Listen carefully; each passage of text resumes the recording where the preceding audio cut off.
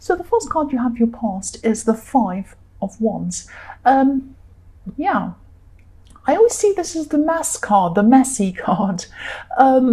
And yeah, not that you were a mess at this time, but you were very, very busy. You're busy trying to rush around. I'm seeing you trying to run around doing all sorts of different things, but maybe not wanting to ask for help or not letting anyone help you or something like that. It was like you felt that you wanted to do everything by yourself.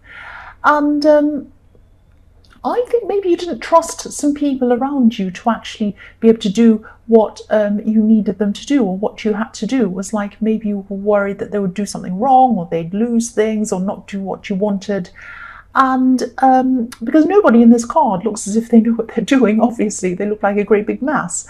It could have been that, taking the time to show other people what to do and how to do things might have actually taken a lot longer than actually doing it yourself. That's the dilemma I have too, quite often, that they wouldn't do it in the way that you wanted, they wouldn't understand what you meant, and it would take a long time to show them, and then you'd have to check the result, and then you'd have to do it all again if it was wrong, and then you'd have to show them again, and they'd get it wrong again, all of that kind of stuff. And you kind of couldn't get your head around, you didn't have the time to kind of just even think about that.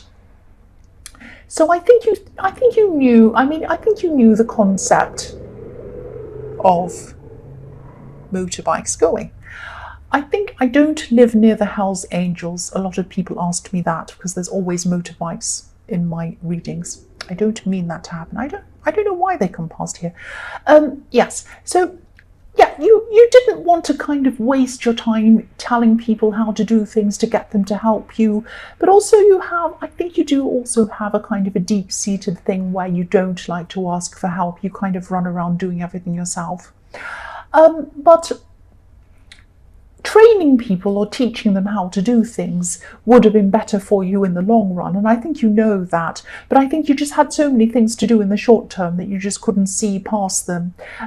It's like there were 20 things in the path in front of you that had to be done before you could get to the next 20 things. And you just couldn't see past the 20 things in front of you. But if this resonates and you're still going through this, I hope you're not still going through this, but training people or teaching them how to do things might take up your time now, but it might eliminate the next 20 things altogether down your path. And I think you know this, of course. It just wasn't easy for you to do. And I can understand that when you're running around putting out fires, fixing things, you have a list, you cross one thing off and then 20 more things go on. You can't think about stopping to teach people, to show them how to do things. It's very difficult. It's always a big dilemma. And I've had that myself. The next card you have for your past is the Nine of Pentacles. Excuse me. Sorry about that. So, if you hadn't gotten through this stress already, you will soon, definitely. I mean, this card is the opposite of the one above it. I think, you are going to be rewarded for all of this hard work that you've been putting in, but I think the rewards are probably going to take a bit longer to come in than you'd like, because, you probably can't see it on camera. I'll move this down so you can see. There's a little snail right at the bottom of this card, so obviously a snail indicates things happening slowly. The snail gets there when it gets there. It's not in a rush. It has no deadline. So that's what I'm seeing with that. But I think, I'm seeing that even with all of this stress, I'll just move that up again. Even with all of this stress, whatever, whether this was all over or not, I think, you came to a place where whatever you had around you was finally yours, and you were grateful for what you had.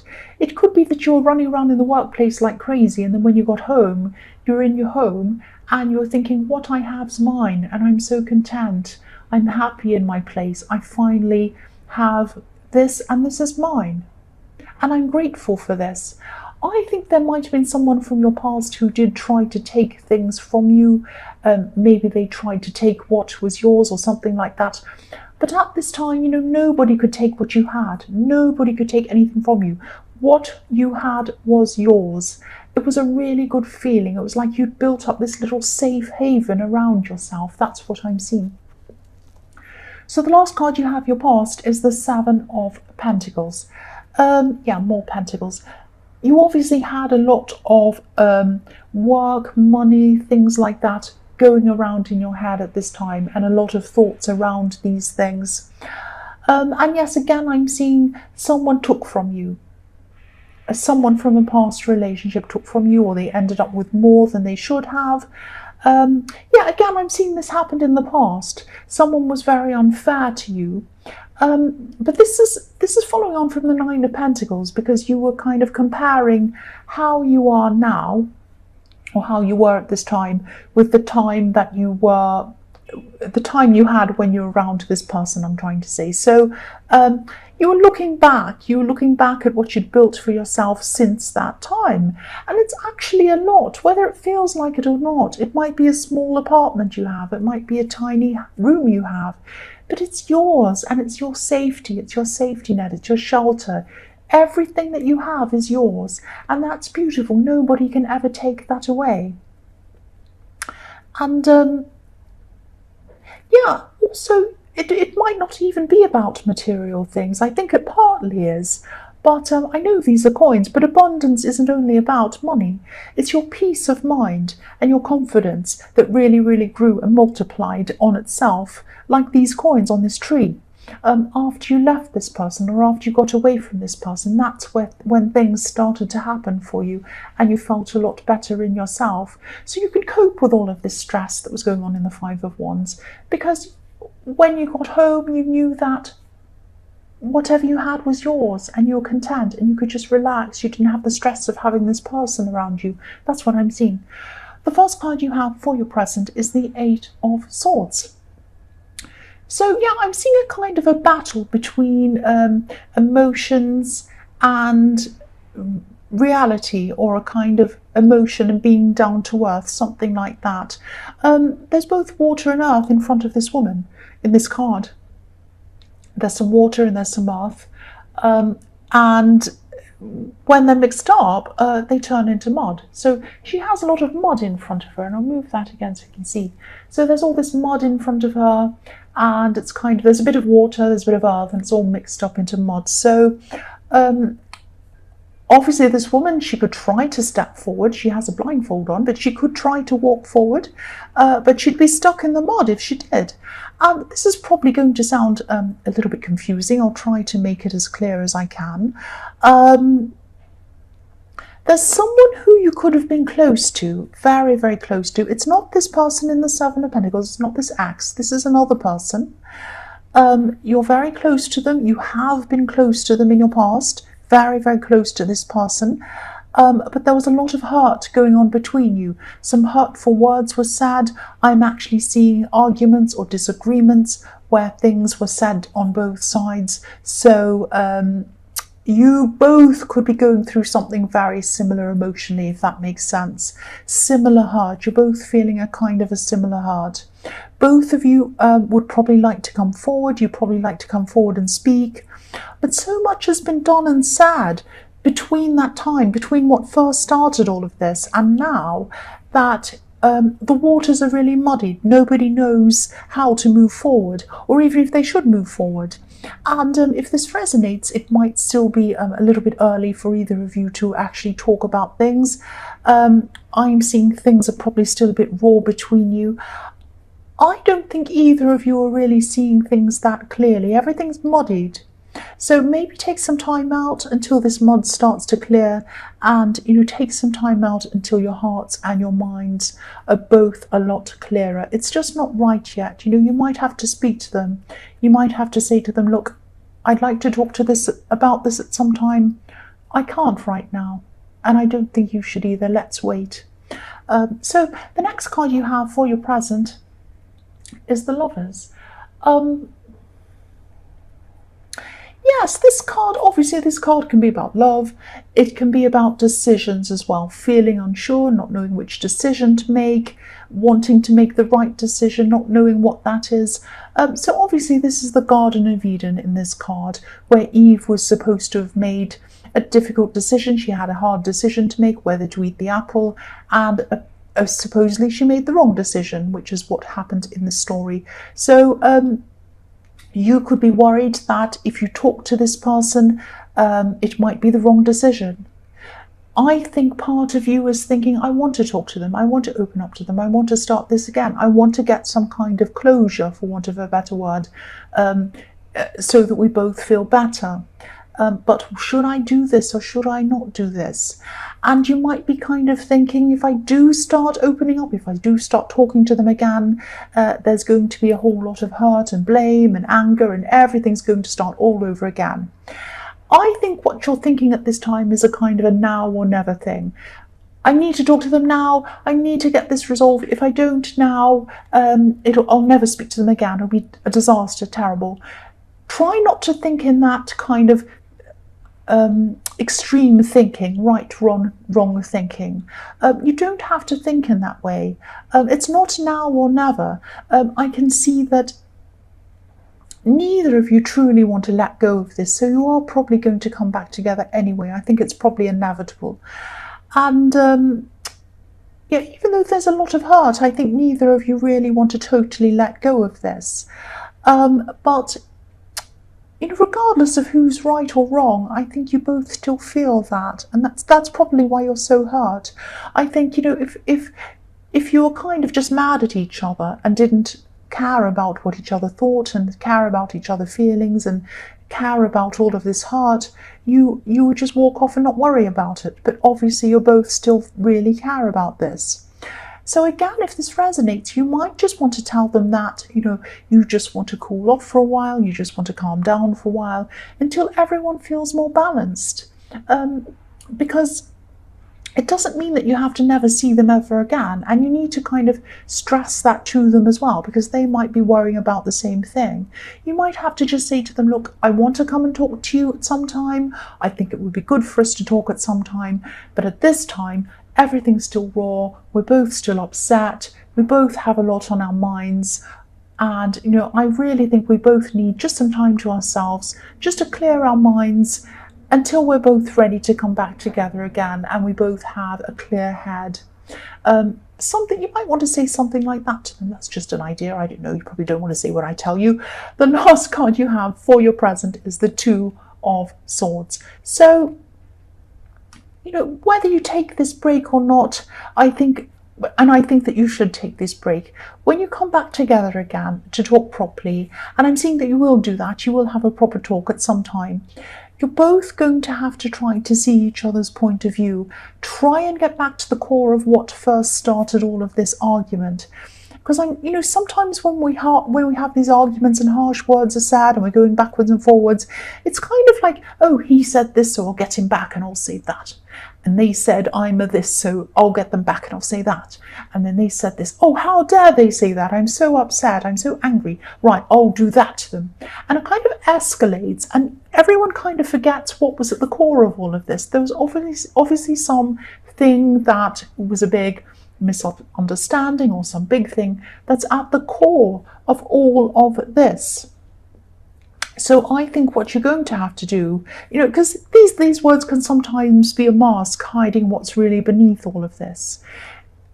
It might be that, for example, someone takes someone's food and they don't take my food and they get all upset, and the other person says, well, what are you upset about? I just took a little bit of food off your plate. Well, it's not a big deal. No. Maybe that person was hungry in their past.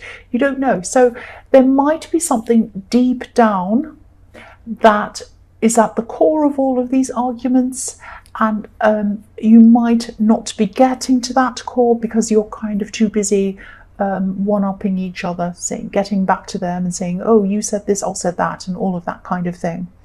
So I think, what you need to do is take some time out, first of all, and then decide on getting back together and having a talk when you both feel 100% better about it. Not when one of you does, not when the other one does, when both of you feel better, 100% better about it. Go somewhere, be perfectly calm. Don't talk about, you said this, I said this, you said this. Try to get back to what is at the core of all of this. And I think that's the only way you're going to have to move forward or be able to move forward. That's what I'm seeing. So the first card you have for your future is the Seven of Swords. Yes, the sneaky card. There are a lot of swords in this reading. This is actually quite a difficult reading. I'm actually seeing in this card questions. Someone's asking you questions. Now, they might appear to be innocent questions. They might be just asking questions.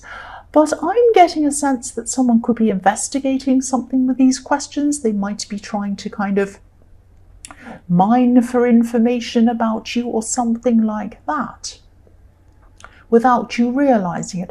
So obviously there's nothing wrong with asking questions. If you want to ask an innocent question, a straightforward question, if I don't understand something and I say, oh, could you just tell me why you did that? I'm not sure why that is, because I just want to understand that. Or if you've done, or you've said something and they say, oh, I don't understand what that means, can you explain that? These are innocent questions. And they're straightforward questions. But then there are other kinds of questions which are like, they look like they're innocent questions, but they're actually asked to find things out in a kind of an underhand way. Sometimes people can ask goading questions as well, questions that try and get you upset. But I think this kind of questioning is all about finding things out. I'm actually seeing that this could be around the workplace. And I'm seeing there was something you participated in, a project or something like that, where someone tried to maybe stop things from happening or stop your ideas from going ahead in a kind of an underhanded way. And I think this is this person in the Seven of Swords. This is them. And I think, I think they were pretending that they were...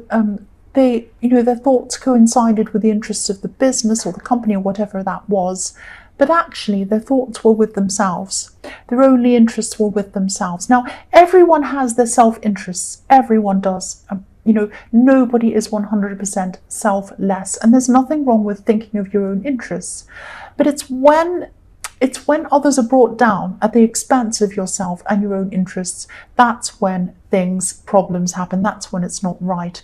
I mean, there's nothing wrong with looking out for yourself if you're still kind of thinking about the other people around you and it's all straightforward and there's nothing sneaky going on. But I think there was a lot of sneakiness going on with this person.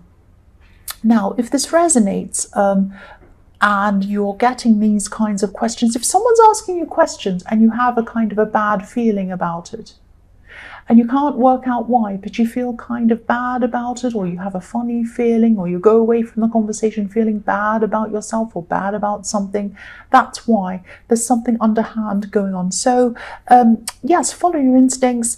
Don't answer this person's questions. If they kind of want to ask you lots of questions, you might want to be vague to them. They might say, oh, so on that day when you did that project, did you do that? Or did you do this? And why? Why did you do that? Was that because you wanted to do this instead? Or something, whatever. I'm just making something up. You might just say something like, I can't quite remember. I don't know what happened. Don't answer them. You don't have to be rude and say, I'm not telling you. But, just be, because this is in the workplace, so you might have to just be careful and say, oh, I can't remember what happened then. I don't know. I'll have to go and look it up, but I don't know. I don't have time, really. I'm quite busy, but I don't know. Or they might ask you something else, and you might just say, well, I'm not sure right now. Just give them a vague answer. And because I've got a feeling that if you tell them information about yourself, they might actually use it against you and for them. That's what I'm seeing. They're a very sneaky person. You might know who this is. The next card you have for your future is the Nine of Cups. Yes, so you probably know who this person is. I'm seeing that again. You probably know what they're all about. This is quite an insecure person, and they're more interested in putting up a front than and putting people down than actually building themselves up in the right way. There's a wrong way to build yourself up. That's at the expense of other people. There's a right way to build yourself up. That means working hard, doing the right thing, all of that. We know that. That's not what they're doing. So I think you can see right through this person. There's a kind of a curtain behind this man, and he's hiding something behind it. In this card, we can't see what's behind it. you can see right through this man, you can see right through the curtain, you can see what's behind it, you know what they're trying to do. So I think that you're probably not going to say anything to this person, you're just going to let them go. And the other thing I'm seeing in this card is that you're not the only one that this person has acted this way toward. I think you know that. So it's not you, you're not alone. Just remember that. The last card you have for your future is the Queen of Cups. So I think this whole argument, this falling out or whatever this was, I think this is really hurting this person in the Eight of Swords a lot more than you know. I think they still want to come and talk to you. They want to clear the air. They want to fix things up. They want to put things right. And I think they might actually come back to you at this time to talk to you. Only talk to them if you're 100% comfortable and ready with it. And I don't think you will be by this time. And I also don't think they are. If they're coming to you to put things right and to clear the air and to make things, they're not ready to talk to you. They have to have a peaceful mind and a peaceful heart, an understanding one. So do you, before you come together and actually have this talk. Otherwise, it will go back into this argument and you'll be back where you started with you said this, he said that, she said that. It's just going to go nowhere. So I think I'm seeing they might come forward to you and they might say, please talk about this. I want to put it right. And you might have to say to them, look, I understand how you feel, I really do. I'd like to have a talk too. I really think we should do that. I still think this is too early for us to do that. I want to wait until we're both 100% ready and comfortable and peaceful before we do that. I'm not saying it to put you off. I'm not saying I don't want to have a talk. I do want to have a talk with you. But we can only do that when we're both really ready to do that. That's the best way. And that might be what you have to say to them.